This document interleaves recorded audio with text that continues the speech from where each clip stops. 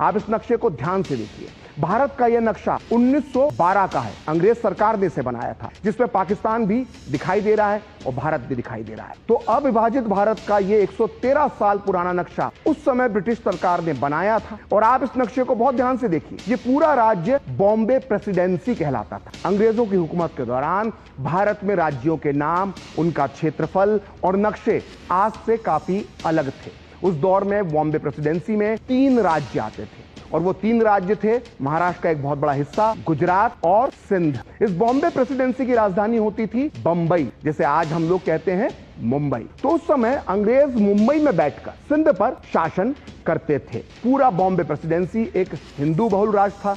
आप जो 3 हिस्से देख रहे हैं, नीले रंग में सिंध, पीले रंग में गुजरात और जो महाराष्ट्र का एक बड़ा हिस्सा है जो आप ब्राउन रंग में देख रहे हैं, तीनों मिलाकर बनता था बॉम्बे प्रेसिडेंसी। और ये नक्शा है 1912 का और ये नक्शा प्रतीकात्मक है। तो ये पूरा बॉम्बे प्रेसिडेंसी हिंदू बहुल राज्य था। लेकिन उस समय कांग्रेस की एक गलती ने सिंध को पहले बॉम्बे प्रेसिडेंसी से अलग किया, फिर बाद में ये भारत से ही अलग हो गया। ये कैसे हुआ, अब हम आपको सिलसिलेवार तरीके से समझाते हैं। देखिए, 1920 के दशक में लीग ने सिंध को बॉम्बे प्रेसिडेंसी से अलग करने की मांग रखी। क्योंकि सिंध में की आबादी ज्यादा थी, इसलिए लीग इसे एक अलग प्रांत यानी बहुल प्रांत बनाना चाहती थी। सिंध में रहने वाले ज्यादातर भी अलग सिंध प्रांत की मांग का समर्थन कर रहे थे।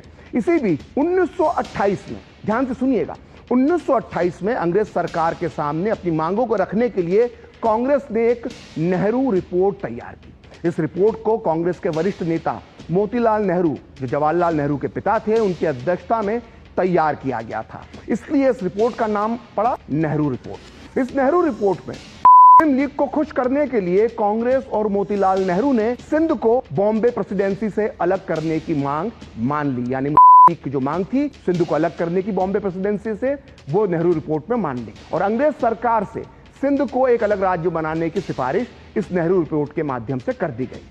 अंग्रेज पहले से ही तैयार बैठे थे, उन्होंने इस मांग को देर सवेर मान लिया।